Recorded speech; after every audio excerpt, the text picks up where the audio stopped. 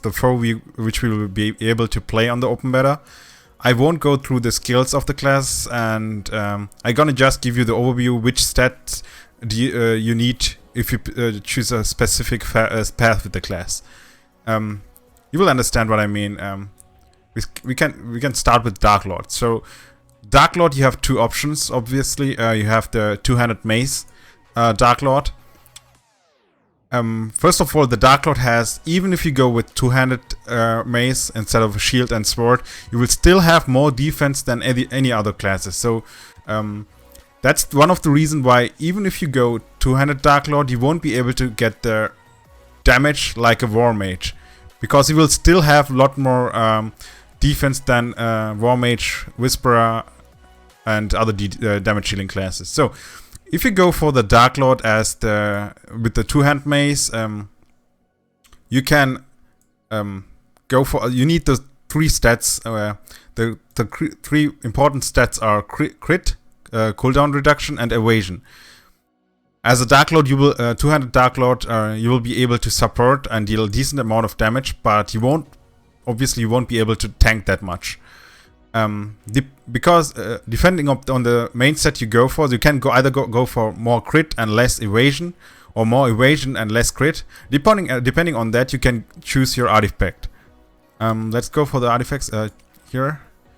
So if you go for evasion Darklord, the first artifact you should go for is Allegro. And if you go for DPS crit-based Darklord, you can either go for Hysteria or for Frenzy. Frenzy is viable too for Darklord. And I just want to mention, guys, you won't stay with one artifact only for the full game. You're gonna have gonna level up multiple artifacts, and you're gonna swap those artifacts depending on your depending on the situation. You have to adapt to some of the bosses. So in some cases Allegro will be better, and in other cases Hysteria will be better. So I will give you a lot of, or more than one option for each of the setup of the classes. So that's the reason why you will have to adapt, and you have to level up more than one artifact later. So the next option with Darklord is the one-hand sword or one-hand mace and one-hand shield. Obviously, you will deal little bit damage. You won't be in the top 3 in your party on the damage ranking, but you will have high defense. The 3 most important stats for Darklord with shield and sword, or why I say sword, so one-hand mace, is block, evasion, and cooldown reduction. And guys, don't forget, this is my personal opinion, so if you have another build in your mind, you can go for that. Those things which I explain now are for guys who never played the game or are not unsure which stat they should go for. So that's for those guys. So back to the topic. You need black evasion or CD. Your first goal should be to raise block and did I say black? You should raise block and evasion equally. In the end game, it's gonna be pretty insane, guys. You will be most likely unkillable in most of the contents, except epic dungeons or the 180k dungeons. But in PvP, most of the guys will ignore you because they won't get you down. Either you will block them or you will evade them. The crit cap and not the crit cap, the block cap and the evasion caps are both by 50%. So just imagine, guys, the numbers here. If you are close to those caps, you're gonna be unkillable. The artifacts for shield and mace Darklord, you should either go for Sunrise. Sunrise gonna drop buffs after level 20 for you and for your teammates. You can go for most likely you will use most of the time the Allegro one. Allegro will help you and your teammates dealing more damage and getting less damage from the mobs because of the level 20 effect and the normal effect. You will dodge a lot, so the effect will trigger a lot, and that's why the first choice should be Allegro. And depending on the situation, if you're alone, you can also go for Rainbow or for Sunrise. The next class, we have the Whisperer. So the three most important stats are crit, cooldown reduction, and attack speed. You need more crit and cooldown reduction than crit and attack than cooldown reduction. You have the as a Whisperer, you are really squishy, but you can pick the sustain build with the Whisperer. You can go dual wield wing guns. If you have a wing gun or dual wield wing gun, you can summon the birds and they will heal you. So even if you take damage, you just have to run around. You won't rely all the time on your potions, and just have to wait until the bird's gonna heal you. And don't forget, the birds can also cleanse CC effects. If you get stunned, if the bird heal you, you will also be free of CCs. Those are actually really insane. So if you have problems with dodging, go for Whisperer with the healing birds. With the two-hand version, so with the row, you will have really high DPS, a single target DPS as a Whisperer, and with the dual wield, as I said, you will have decent DPS, but you will have a lot of sustain, which will obviously counter the squishy part of the class. So which artifacts are good for Whisperer? In my opinion, Frenzy is the best one.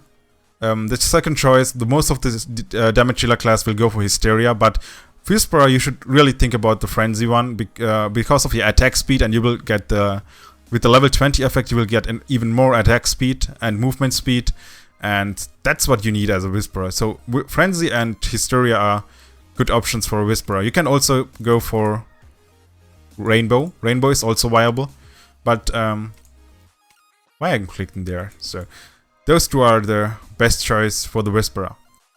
Let's move on to the Blader. You can the important stats for the Bladers are evasion, crit, and cooldown reduction, and maybe you can also go for attack speed. But crit and evasion should be the one you should focus first, because you are a melee class, and depending on your reaction time, you're gonna get hit a lot. And even if you have life leech, I'm gonna come to that later, you should have something like evasion to negate some of the damage which you will get. So as a Blader, you have the two-hand sword option. With the two-hand sword, you have life leech and high damage. As a Blader, you will deal actually a lot of damage. It doesn't depend on the weapon you choose, but if you go for the two-hand sword, you're gonna get life leech, and with the dual wield, you're gonna have high damage, attack speed, and I think also a little more AoE skills on the dual wield option. So you can pick which playstyle suits you the most, and additionally to the life leech or the attack speed, you can you have some skills which will give you dodge as a passive effect. So one of the cards will give you 5% evasion, and you have some invincible skills because you are, as I said, a melee class. You have to you should be able to negate some damage with evasion or with invincible skills. So those are the options for the stats for the Blader. Which artifacts are good for the Blader? So every time you hear evasion, you should go for Allegro. So if you focus mainly on evasion and less on crit, go for Allegro. If you focus more on crit, go for Hysteria. But as I said at the beginning, you have to craft more than one artifact, or you will craft more than one artifact and level it up too, so you can change those depending on the situation. So on boss fights, most likely Hysteria will give you more, will be better, and on trash mobs, or if you have group of mobs, Allegro will help you more, depending on the stats, obviously. Frenzy and Tenacity are also viable options for Blader. Let me think about it. Yeah, Rainbow is good too. I would say Allegro, Hysteria first, and Rainbow second, and Tenacity and Frenzy third. Third option. Oh, let's now move on to my favorite class, obviously War Mage. Which stats you need as a War Mage? Those are the stats you need as a War Mage are crit, cooldown reduction, and crit damage. Obviously, you're going for the crit and cooldown reduction. Reduction most of the time, because as I said, your survivability depends on your mobility spells. Even if they have low cooldowns, you want those cooldowns be even lower. So that's why you go for the cooldown reductions, that you are mobile later in the end game, and so that you're not gonna get one-hitted.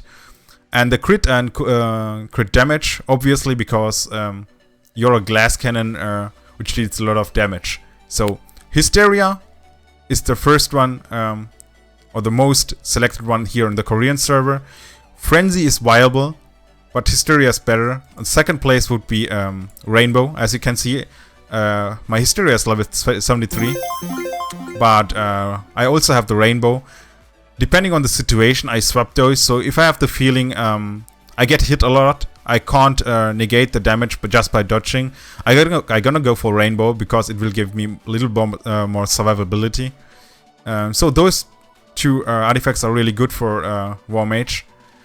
Everything else is kinda meh, so I wouldn't recommend those. Frenzy is okay, but everything else is meh. Okay, so to the weapons of a Dark Mage. You have the two-hand staff. The outer attacks of the two-hand staff have more range than the outer effects of the one-hand sword and book. And also the one-hand sword and book, even if it has short range, the outer attacks, you will have a lot higher attack speed. And as I said, you have as a War Mage a lot of dodge skills and invisible skills. So one of the teleports will make you invisible, and the enemies will lose track of you. So that's how you survive as a War Mage. That was it, guys. I hope I didn't confuse you. I'm gonna upload this later on YouTube if someone missed it, or if you want to go through that again. And if you have any questions, you can ask now in the chat or later in the comments in the YouTube, guys. Thanks.